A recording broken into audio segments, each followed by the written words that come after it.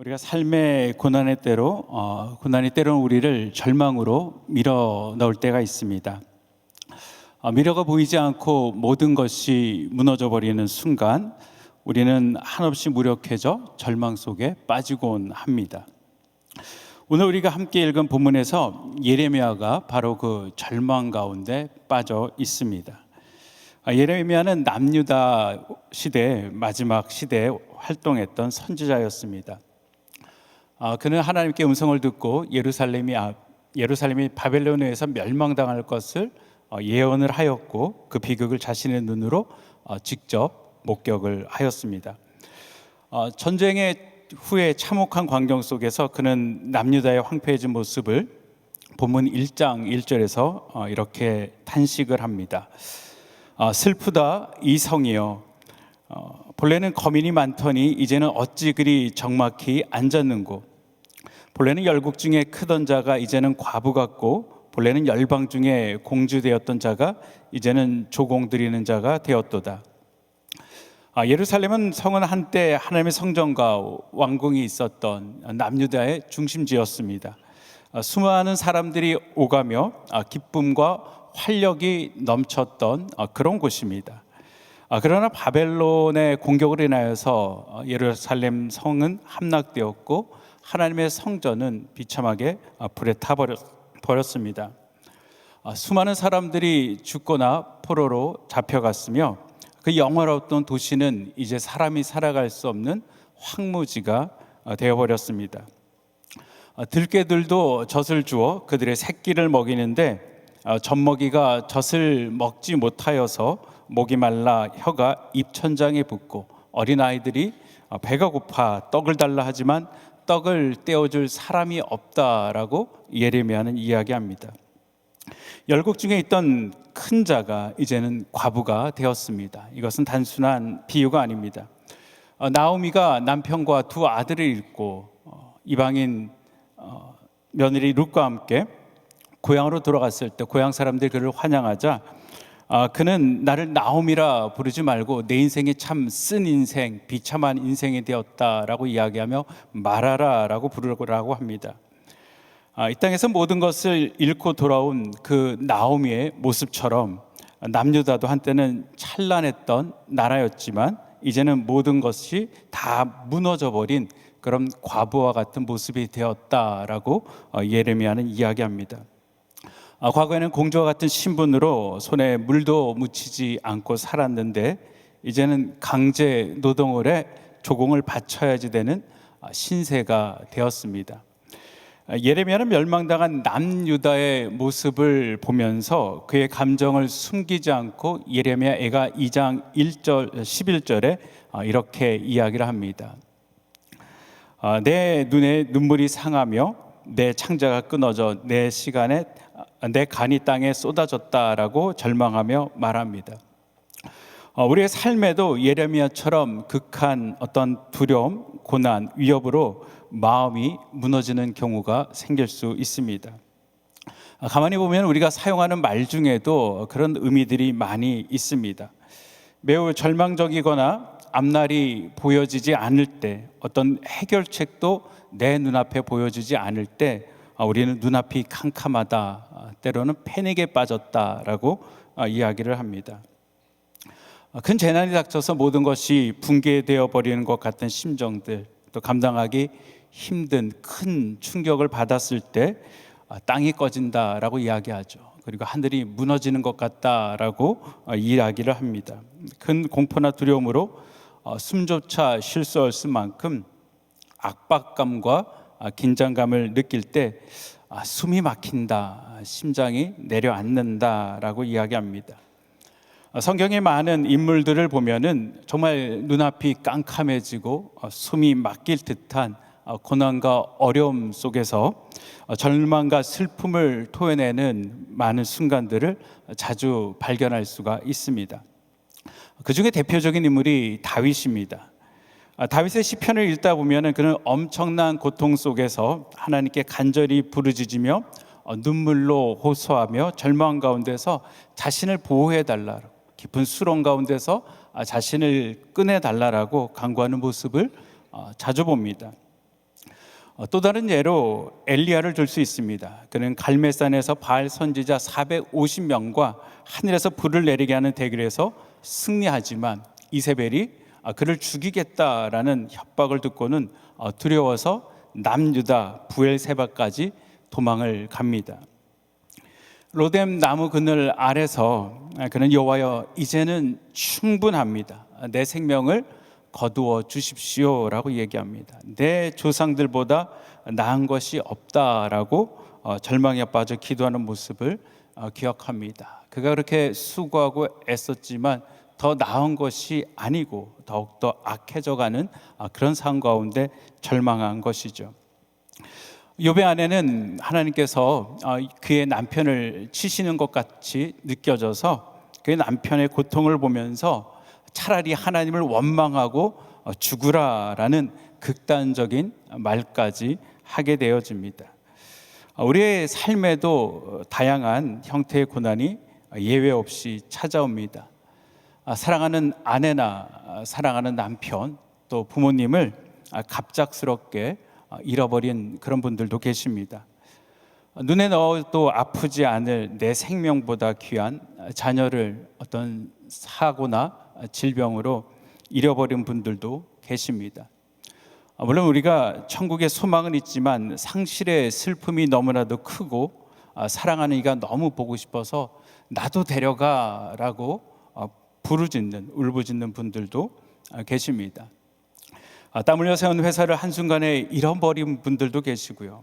갑작스럽게 몸이 이상이 생겨서 병원에 찾아갔더니 암이다라는 진단을 받는 분들도 있습니다. 그것도 회복이 가능한 암이라면 좋을 텐데 이젠 도저히 할 수 없는 그런 단계입니다라는 절망적인 소식을 듣는 분들도 계십니다. 어떤 성도님들은 회복이 가능해 보이지 않는 치료의 반복을 통하여서 지쳐 가시는 분들도 계십니다. 여러 가지 관계의 문제로 마음이 다쳐져 밤에 잠을 이루지 못하는 분들도 계실 것입니다. 더욱이 미국에 사는 우리는 신분의 문제들 그리고 동성애의 문제, 사회적 불평등, 인종차별과 또 경제적인 문제로 인해서 점점 불안해하고 있습니다. 이런 구조적인 어려움들은 개선될 기미는 보이지 않고 더욱더 어려워져가는, 악해져가는 것을 보면서 이런 현실 앞에서 우리도 모르게 무력감과 절망감 가운데 빠질 수가 있습니다. 예레미야도 이런 절망적인 상황에서 오늘 우리가 읽던 본문 18절에 이렇게 고백을 합니다. 스스로 이르기를 나의 힘과 여호와께 대한 내 소망이 끊어졌다라는 것입니다. 예레미야는 자신의 힘과 소망이 모두 사라졌다라고 탄식을 합니다. 그는 더 이상 싸울 힘은 물론하고 자신이 겨우 겪고 있는 이 고난조차 견딜 수 있는 힘이 없다라고 고백을 합니다. 좀 혹시 이곳에 앉아 계시는 분 중에서도 네 목사님 제가 지금 그런 상황입니다 라고 이야기하는 분도 계실 수 있으실 것입니다. 예레미야에게 가장 치명적인 것은 여호와에 대한 소망이 끊어졌다라는 그의 고백입니다. 선지자로서 하나님에 대한 소망을 잃었다라는 것은 모든 것이 끝났다라고 느끼는 절망의 끝자락에 그가 와 있다라는 것입니다. 광야를 지나며라는 찬양곡이 있는데 그 가사가 이렇습니다. 왜 나를 깊은 어둠 속에 홀로 두셨는지, 어두운 밤은 왜 그리 길었는지, 나를 고독하게, 나를 낮아지게, 세상 어디도 기댈 곳이 없게 하셨네. 광야에 서 있네. 우리 사랑하는 성도 여러분, 우리도 크고 깊은 고난이 닥쳐왔을 때 예레미야처럼 하나님에 대한 신뢰를 순간 잃어버리고 광야의 절망 가운데 우리가 거할 수가 있습니다. 그 고난 가운데 하나님은 어디 계신가라는 의문을 품을 수도 있습니다. 하나님의 신실하심과 하나님의 선하심을 의심하며 더 기도할 힘도 없고 더 소망도 없다라고 할 수 있을 것입니다. 이런 상황은 모든 세대가 공통적으로 겪는 영적인 위기입니다. 욥의 아내처럼 많은 사람들은 끝까지 하나님을 신뢰하지 못하고 하나님을 원망하고 떠나기도 합니다. 혹시 이 자리에 몸은 앉아 있지만 마음은 하나님을 신뢰하지 못한 채 굳게 닫혀져 있는 분은 계시지는 않으십니까? 우리의 고난의 문제를 완전히 이해할 수는 없지만 성경은 고난의 몇 가지 원인에 대하여서 이야기를 하고 있습니다. 첫째로 우리가 잘 아는 것처럼 죄의 결과로서 찾아오는 고난이 있습니다. 세상에 죄가 들어옴으로써 고난이 시작되었습니다. 창세기 3장에서 아담과 하와가 범죄한 후 하나님과의 관계가 끊어졌고 세상이 타락함으로 인하여서 인간에게 고통과 고난이 찾아옵니다. 오늘 본문에서 예레미야가 호소하고 있는 이 고난의 원인도 바로 죄로 인하여서 찾아온 고난입니다. 둘째로 사탄의 공격으로 인한 고난이 있습니다. 욥을 보듯이 고난은 때때로 사탄의 시험과 공격으로 인해 시작이 됩니다. 베드로전서 5장 8절에 사도 베드로는 이렇게 얘기합니다. 근신하라 깨어라 너희 대적 마귀가 우는 사자같이 두루다니며 삼킬 자를 찾나니. 마귀는 성도를 결코 여러분 가만히 두지를 않습니다. 그는 우리를 참소하며 어떻게 하든 믿음의 자리를 떠나게 만듭니다. 마귀는 우리의 치명적인 약점을 겨냥해서 공격을 합니다. 그로 인해서 상처를 받고 욥의 아내처럼 믿음이 한순간에 무너질 때 우리도 모르게 절망하고 하나님을 원망할 수가 있습니다. 셋째로 우리가 하나님의 연단과 훈련으로 인해 고난이 찾아옵니다. 고난은 때로 하나님께서 우리를 연단하시고 더 성숙하게 만드시는 과정의 일부분일 수 있습니다. 하나님은 고난을 통해서 우리를 더욱더 강하게 만드시고 우리는 하나님의 형상을 빚어 가십니다. 로마서 5장 3절과 4절도 이렇게 이야기를 하고 있습니다. 우리 같이 한번 읽어보겠습니다. 다만 이뿐 아니라 우리가 환난 중에도 즐거워하나니 이는 환난은 인내를, 인내는 연단을, 연단은 소망을 이루는 줄 알미로다. 넷째로 하나님의 주권의 미스테리가 있습니다. 이사야서 5장 8절로 9절에서 하나님은 이렇게 말씀하십니다. 본문도 같이 한번 읽어보겠습니다. 여호와의 말씀에 내 생각은 너희 생각과 다르며 내 길은 너희 길과 달라서 하늘이 땅보다 높음같이 내 길은 너희 길보다 높으며 내 생각은 너희 생각보다 높으니라. 내 생각은 너희 생각과 다르며 내 길은 너희 길과 다르다라고 말씀하십니다. 우리가 헤아릴 수 없는 그런 부분에 대해서 이야기합니다. 욥이 고난 가운데 하나님이 누구십니까? 라는 수많은 질문을 하고 욥기 42장 2절로 3절에 욥은 하나님을 경험하고 이렇게 고백을 합니다. 우리 같이 한번 다시 읽어볼까요? 시작. 주께서는 무소불능하옵시며 무슨 경영이든지 못 이루실 것이 없는 줄 아오니 무지한 말로 이치를 가리우는 자가 누구니까? 내가 스스로 깨달을 수 없는 일을 말하였고 스스로 알 수 없고 헤아리기 어려운 일을 말하였나이다. 우리가 하나님 앞에 던져지는 많은 질문들이 옳은 것 같지만 하나님 참 제가 무지한 가운데 하나님 앞에 질문을 던졌습니다 라고 이야기합니다. 성도님의 고난의 시간을 지날 때 종종 저에게 목사님 왜 이런 일이 저에게 일어나는 거죠? 라고 묻는 분이 계십니다. 성도님이 겪고 있는 아픔과 상처가 너무나도 커서 하나님의 연단과 훈련입니다 라는 말이 어쩌면 그분에게 상처가 될 것 같아 때때로 저도 모르겠습니다 라고 말할 때가 있습니다. 사실 고난 가운데 우리가 그 이유를 모를 때가 많이 있습니다. 아무리 생각해도 내가 하나님 앞에 범죄한 것이 없고 또 내가 하나님 앞에 소원해 드린 것을 이루어 드리지 않은 것도 없는 것 같은데 왜 나에게 이런 고난, 이런 어려움들, 우리 가족에게, 우리 공동체 가운데 이런 일들이 생겼는지 도무지 그 이해를, 그 원인을 이해하지 못할 때가 있습니다. 고난의 이유는 다 알 수 없지만 고난을 당하는 자나 그 고난 당하는 자를 바라보는 사람의 마음속에 공통된 바람이 있습니다.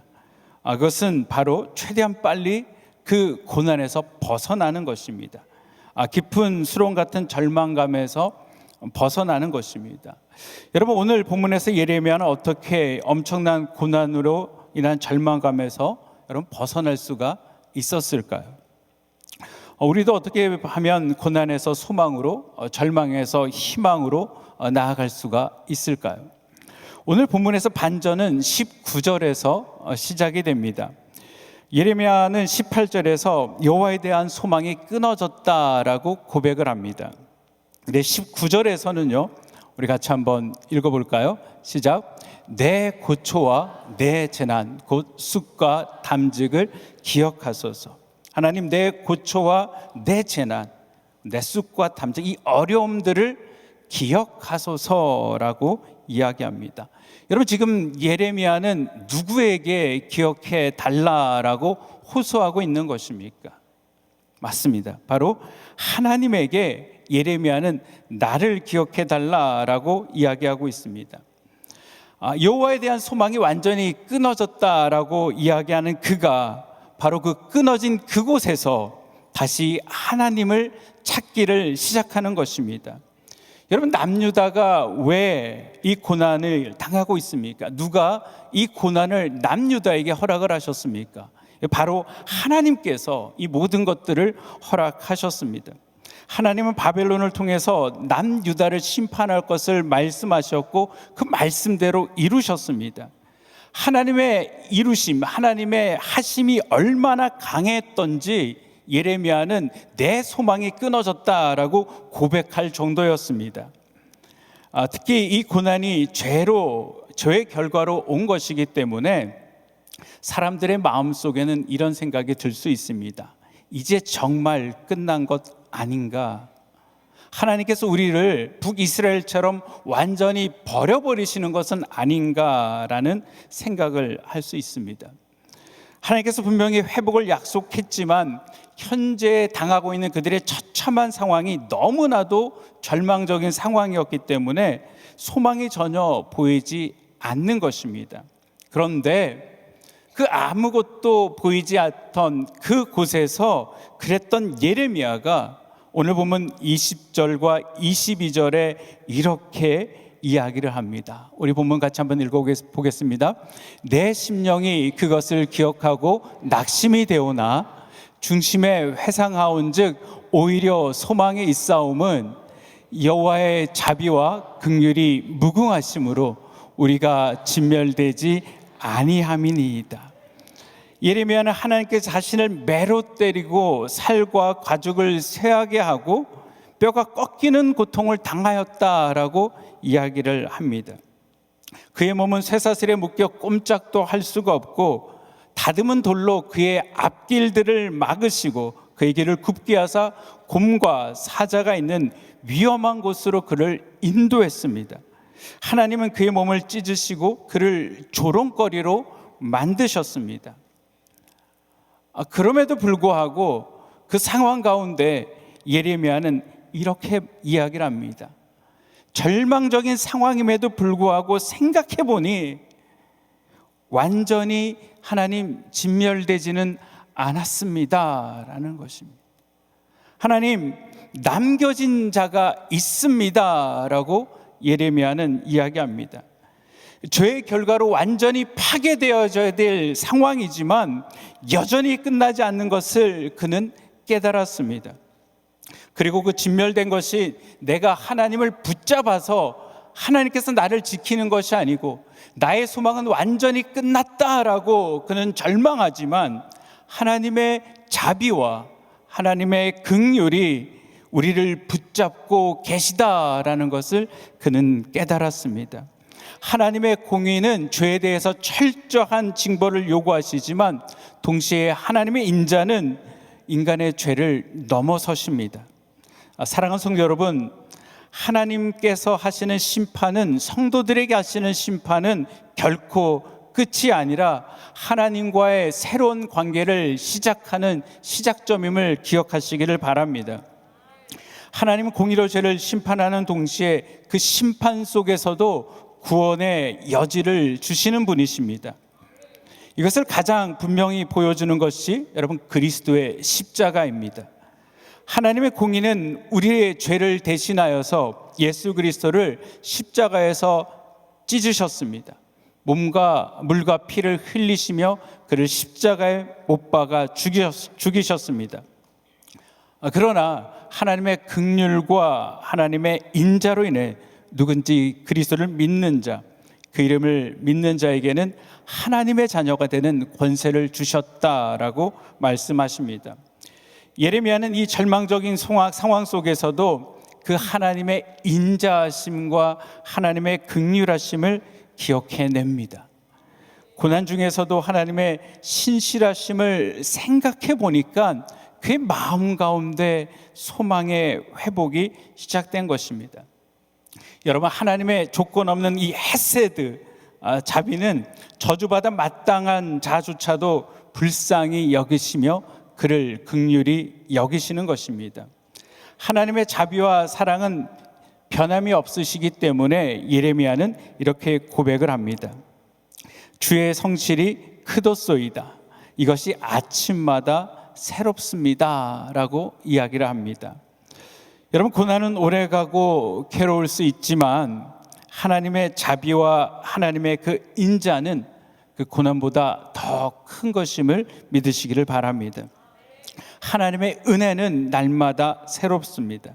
하나님 우리의 고난을 보시며 절망 속에서도 우리에게 감당할 수 없는 새 소망을 주십니다.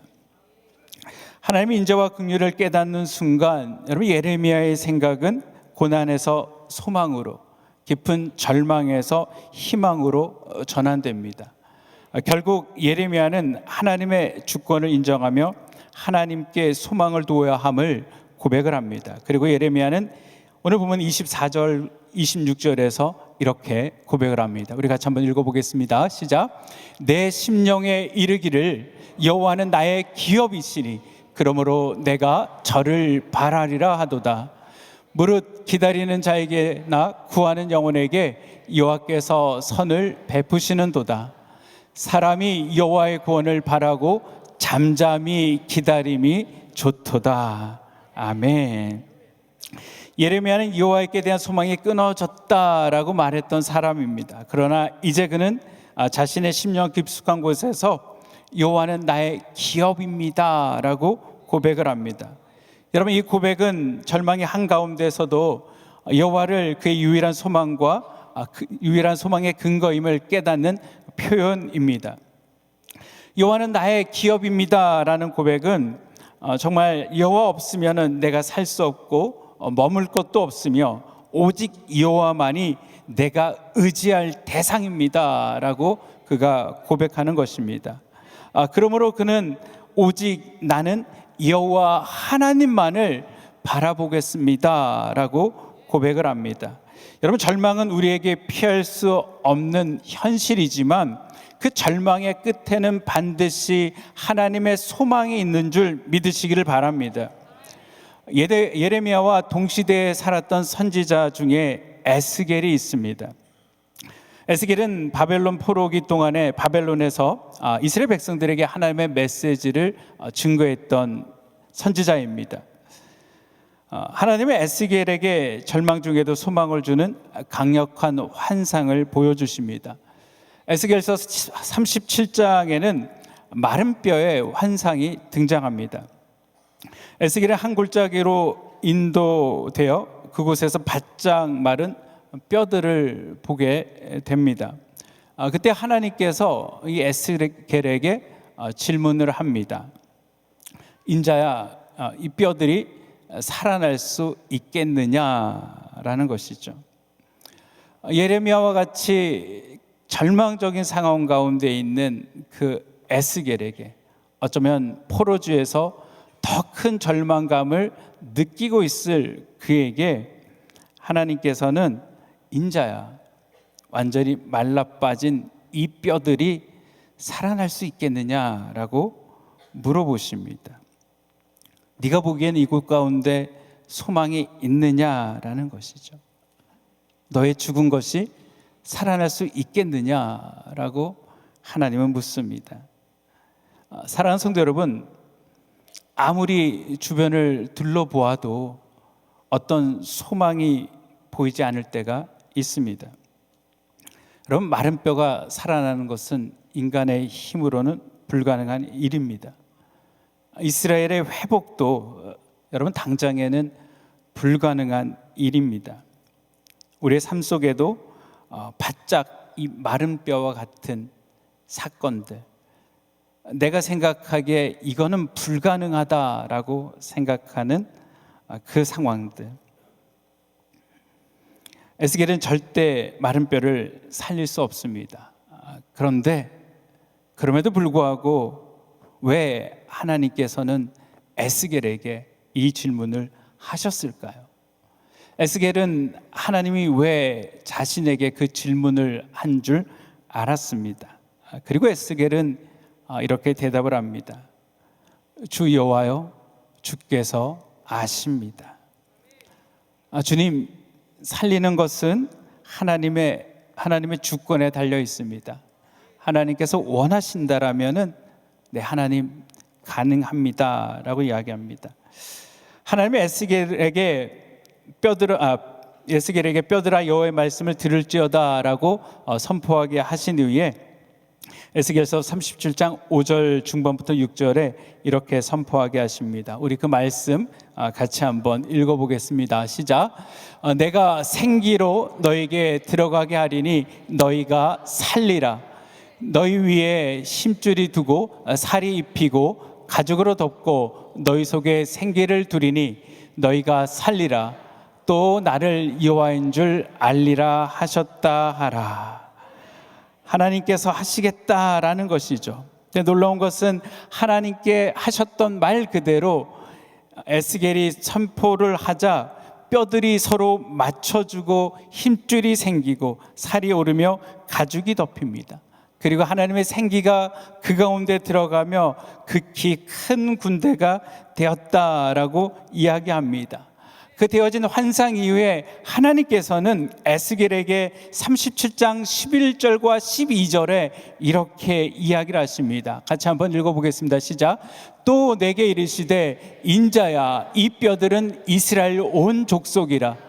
그들이 이르기를 우리의 뼈들이 말랐고 우리의 소망이 없어졌으니 우리는 다 멸절되었다 하느니라.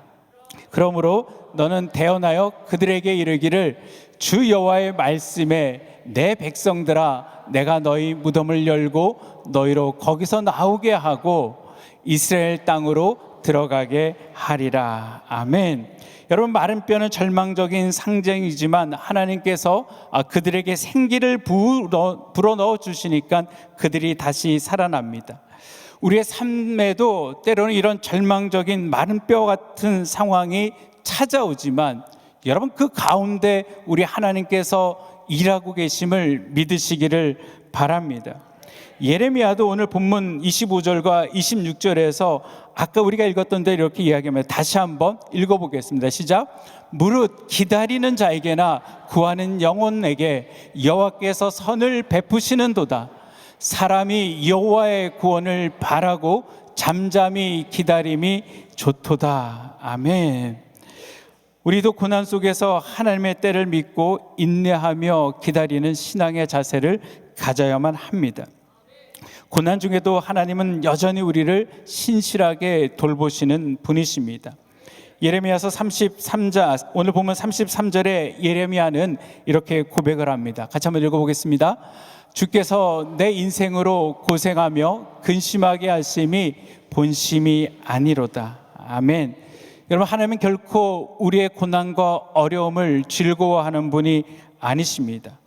여러분, 오히려 하나님께서는 그 고난을 통하여서 우리를 새롭게 하시는 분이십니다.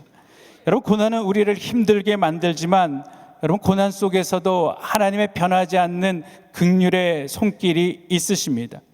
우리가 고난을 통하여서 우리는 우리의 한계를 깨닫게 되어지고 우리는 더욱더 하나님을 의지하게 되는 것입니다. 이 고난을 통하여서 우리의 영적인 성숙은 더욱더 이루어져 가게 되어지고 하나님과 더 친밀한 관계에 들어서게 되는 것입니다. 또한 고난을 통해서 우리는 더 넓은 시야를 가지게 됩니다. 고난을 통하여서 우리는 다른 사람의 아픔을 이해하고 공감력을 가지게 됩니다. 하나님께 받은 위로를 바탕으로 우리는 고통당하는 자를 돕고 그들에게 하나님의 사랑을 전하는 자들이 되는 것입니다. 제가 아는 분이 사랑하는 남편을 잃고 그가 힘든 시간을 보낸 이후에 그와 동일하게 남편을 잃은 자들을 향한 위로가 바뀌었다라고 이야기를 하십니다. 그전에는 그냥 일상적인 평범한 이야기로 이야기했지만 이제 그가 당하는 고통이 어떤 것인지 알기 때문에 그 이야기가 다른 것이죠. 정말 함께 울어주고 함께 공감해 주는 것들, 아픔을 겪는 자들이 그 아픔을 이해할 수가 있는 것입니다. 사랑하는 성도 여러분, 혹 여러분 중에도 오늘 본문의 예레미야처럼 절망적인 상황 속에서 내 소망이 끊어졌다라고 생각하고 계시는 분은 계시지 않습니까? 오늘 본문을 통해서 우리는 그 절망의 끝자락에서 변하지 않는 하나님의 인자와 긍휼을 기억하라라고 도전을 받습니다. 여러분, 하나님은 여전히 지금도 살아계시며 신실하신 하나님이십니다. 여러분, 성도에게 주어진 고난은 영원하지 않습니다. 그 고난에는 반드시 끝이 있습니다. 그리고 중요한 것은 그 고난 중에도 우리 하나님의 사랑이 변하지 않는다라는 사실입니다. 그 고난 뒤에는 우리 하나님께서 반드시 회복해 주신다라고 말씀하십니다. 그렇기 때문에 우리는 고난의 시간에도 절망하여 주저앉아 있는 것이 아니고 여러분, 하나님을 바라보고 하나님을 신뢰하며 인내해야만 되는 것입니다. 하나님의 때를 기다리는 자세를 가져야만 합니다. 고난은 피할 수 없지만 하나님은 그 고난을 통해서 우리를 성숙하게 하시고 그리스도의 형상을 빚어 가십니다. 때문에 우리는 고난을 바라보는 우리의 시선을 바꿔야만 합니다. 하나님은 고난을 통해서 우리를 연단하시고 그 과정을 통해 더 깊은 믿음과 신뢰를 쌓아가기를 원하십니다. 고난이 힘들지만 그 고난은 하나님의 교회 안에서 그것이 분명 축복의 도구임을 우리는 깨닫게 됩니다. 여러분, 이 사실을 기억하며 우리가 고난을 겪을 때도 절망하지 않고 오히려 하나님의 회복을 기다리며 고난 중에도 하나님을 의지하고 여러분, 이 기도의 자리, 예배의 자리, 은혜의 자리에 나아가야만 되는 것입니다.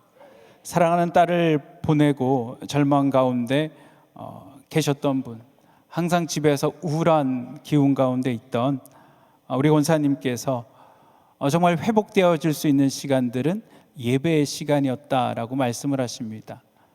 목사님, 내가 예배 오면은 다른 생각 안 해요. 예배 드리면은 슬픔이 사라집니다. 그리고 이분이 프리덤을 통하여서 하나님의 치유함을 받고 그 깊은 상처에서 회복이 되셨습니다.